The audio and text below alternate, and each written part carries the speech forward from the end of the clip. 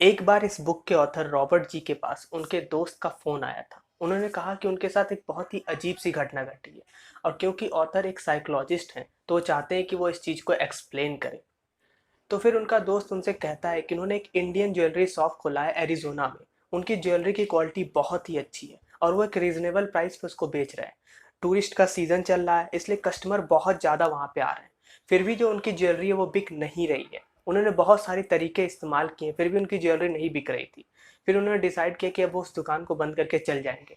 इसलिए उन्होंने अपने हेड सेल्स पर्सन को एक नोट लिख के भेजा, जिसमें उन्होंने लिखा कि जो प्राइस है ज्वेलरी के उसको आधे दाम पे बेच दीजिए। बट जब अगले दिन वो वहाँ पे पहुँचे तो उन्हें पता चला कि सारी ज्वेलरी जो है वो बिक गई है। और वो आधे दाम पे नहीं बिकी है, वो डबल प्राइस पे बिकी है, क्योंकि सेल्स पर्सन ने गलती से प्राइस को आधे करने की जगह पे डबल कर दिया और फिर भी सारी ज्वेलरी बिक गई। तो जो उनका दोस्त था वो यही जानना चाहता था ऑथर से कि ऐसा कैसे हो गया, जब प्राइस को डबल कर दिया, इतना महंगा कर दिया, फिर भी सारे ज्वेलरी कैसे बिक गए। तो ये जो मैंने अभी आपको कहानी बताया वो इस बुक के चैप्टर 1 से बताया है। ऑथर ने इसका क्या आंसर दिया वो तो मैं अभी आपको थोड़ी देर में बताऊंगा ही। पहले हम जान लेते हैं इस बुक के बारे में। देखिए, इस बुक में ऑथर ने बताया है कि कैसे कोई किसी को हाँ बोलता है, कैसे कोई किसी से इन्फ्लुएंस हो जाता है। आप अपने आसपास देखिए, आपने बहुत सारे ऐसे प्रोडक्ट खरीदे होंगे जो शायद आपको ज़रूरत नहीं होगी। तो कैसे किसी ने आपको वो प्रोडक्ट खरीदवा दिया, कैसे कोई ग्रुप, कोई ऑर्गेनाइजेशन, कोई पर्सन आपको इन्फ्लुएंस कर ले जाता है, फिर आप उसको फॉलो करने लगते हैं। ये सारी चीज़ें कैसे काम करती हैं, इन सभी चीज़ों के बारे में ऑथर ने बहुत ज़्यादा रिसर्च किया और फिर जाके इस किताब को लिखा। तो चलिए अब बताता हूँ कि ऑथर ने इसका क्या आंसर दिया। ऑथर ने अपने दोस्त से कहा कि हमारा दिमाग जो होता है वो ऑटोमेटिक रिस्पॉन्स करता है। हमारा दिमाग शॉर्टकट्स ढूंढता है, वो कम से कम एनर्जी यूज़ करना चाहता है, जिसकी वजह से कुछ की फीचर्स होते हैं जिसपे हमारा दिमाग ऑटोमेटिकली रिस्पॉन्स करता है और फिर तुरंत एक्शन ले लेता है। ऑथर ने एक एग्जाम्पल भी दिया, जैसे कि अगर बहुत सारे लोग लाइन में खड़े हुए हैं जीरोक्स करने के लिए और फिर आप बाहर से आते हैं भागे भागे और कहते हैं कि एक्सक्यूज़ मी, मुझे प्लीज़ 5 पेजेस जीरोक्स करने दीजिए क्योंकि मुझे बहुत जल्दी हो रही है, लेट हो रहा है। तो कितने चांसेस हैं कि वो लोग जो हैं वो आपको जीरोक्स पहले करने देंगे। देखिए, 94% चांसेस हैं कि वो आपको जीरोक्स करने देंगे। अगर इसी की जगह पे आप सिर्फ ये कहते हैं कि एक्सक्यूज़ मी, मुझे 5 पेजेस जीरोक्स करने हैं, मुझे करने दीजिए, तो बहुत कम चांसेस है कि आपको जीरोक्स करने दें। इनफैक्ट सिर्फ 60% चांस है कि वो आपको जीरोक्स करने देंगे। तो आप डिफरेंस देख सकते हैं, अगर आपने एक रीज़न दिया होता है तो बहुत ज़्यादा चांसेस बढ़ जाते हैं कि आपको वो जीरोक्स करने देंगे। लेकिन सिर्फ ये इंपॉर्टेंट नहीं है, अगर आप जाके ये बोलते हैं कि एक्सक्यूज़ मी, मुझे 5 पेज जीरोक्स करना है क्योंकि मुझे 5 कॉपीज़ चाहिए इसकी, तो कितने परसेंट चांस है कि वो आप लोग को जीरोक्स करने देंगे। देखिए, इस केस में भी 93% चांस है कि आपको वो जीरोक्स करने देंगे। देखिए, ऐसा क्यों हुआ? क्योंकि रीज़न क्या है वो इम्पॉर्टेंट नहीं है। जैसा कि मैंने तीसरे वाले पार्ट में जो रीज़न दिया था उसकी तो कोई मतलब निकलता नहीं है कि मुझे 5 कॉपी जीरोक्स करना है, बट फिर भी 93% लोग आपको जीरोक्स करने देंगे। ऐसा क्यों? क्योंकि रीज़न क्या है वो इम्पोर्टेंट नहीं रखता है, आप रीज़न दे रहे हैं ये इम्पोर्टेंट रखता है। क्योंकि जो आप क्योंकि वर्ड यूज़ कर रहे हैं, इंग्लिश में बिकॉज वर्ड यूज़ कर रहे हैं, ये जो है हमारे दिमाग को ट्रिगर करता है, जिसकी वजह से हम ऑटोमेटिकली रिस्पॉन्स करते हैं। तो यही चीज़ ऑथर कर रहे हैं कि बहुत सारी चीज़ें ऐसी होती है जो हम ऑटोमेटिकली रिस्पॉन्स करने लगते हैं। इसी तरह जब ज्वेलरी शॉप में प्राइस को डबल कर दिया गया, तो जैसा कि हमारी साइकोलॉजी काम करती है और हमारा दिमाग इस तरह काम करता है कि जब कोई भी चीज़ बहुत महंगी होती है तो हमें लगता है कि वो बहुत ही ज़्यादा अच्छी है। तो इसी बेसिस पे क्या हुआ कि जब बहुत ज़्यादा प्राइस महंगी हो गई तो टूरिस्ट लोगों को ये लगा कि ये बहुत ही अच्छी ज्वेलरी है, क्योंकि प्राइस इतना महंगा हो गया था। इसी वजह से लोग उसको खरीदने लगे और क्योंकि वहाँ पे बहुत ज़्यादा कस्टमर आ रहे थे, इसीलिए सारी ज्वेलरी जो है वो बिक गई। इस पे ऑथर ने एक और एग्जांपल दिया था कि सिड और हैरी जो है वो दो भाई हैं और उन्होंने वो एक टेलर शॉप चला रहे होते हैं। जो सिड होता है वो सामान बेचने का काम करता है, कपड़े बेचने का काम करता है, और हैरी जो होता है वो वहाँ पे हेड टेलर है। अब सिड क्या लोगों को बताया होता है कि उसको कम सुनाई देता है, इसलिए वो कस्टमर को कहता है कि आप थोड़ा तेज बोलिए। जब भी कोई कस्टमर आता है, सूट देखता है और वो पसंद करता है, फिर वो सिड से पूछता है कि बताइए कितना दाम है इसका। तो वो चिल्ला के हैरी से पूछता है कि हैरी, इसका कितना दाम है। फिर हैरी वहां से बताता है कि इसका दाम जो है वो $42 है। तो फिर सिड कहता है कि मुझे सुनाई नहीं दिया, फिर से बताओ कितना दाम है। तो फिर से चिल्ला के बताता है कि उसका दाम जो है $42 है।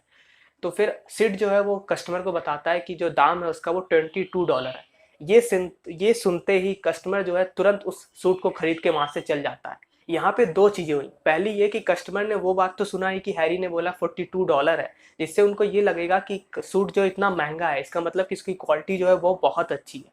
इसके बाद जब उन्हें पता चला कि सिड ने उनको $22 बताया है, यानी कि इतना कम दाम बता दिया है, यानी कि उनको इतनी अच्छी चीज इतने सस्ते पे मिल रही है, तो उनका दिमाग जो है तुरंत ट्रिगर हो गया और वो तुरंत बिना कुछ सोचे समझे उस सूट को लेके वहां से चल गए।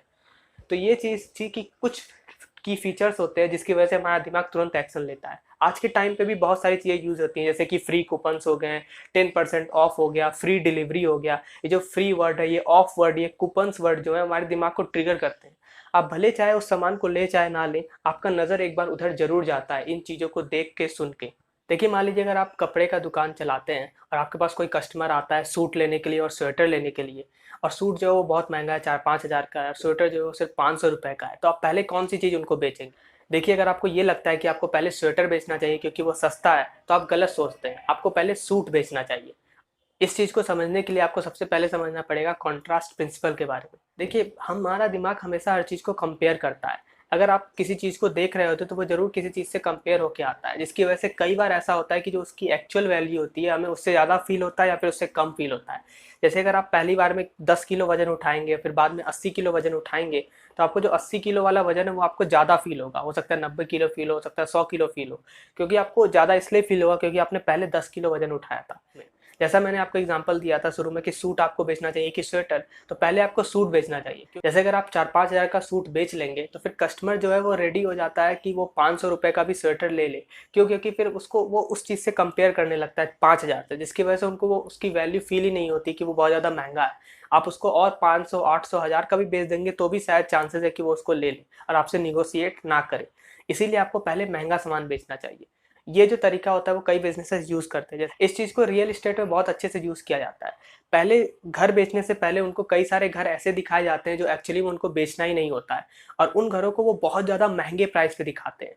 फिर बाद में जैसी रिक्वायरमेंट है कस्टमर की उस हिसाब से उनको घर दिखाया जाता है, और फिर जब वो उन घर को देखते हैं और फिर एक रीजनेबल प्राइस पे देखते हैं तो उनका दिमाग जो है पहले जो घर देखा था बहुत महंगे प्राइस पे उससे वो कंपेयर करने लगते हैं, जिसकी वजह से ये जो इतनी प्राइस है उसको वो उतना फील नहीं करते हैं, जिसकी वजह से बहुत ज़्यादा चांसेस आते हैं कि वो उस घर को खरीद लें।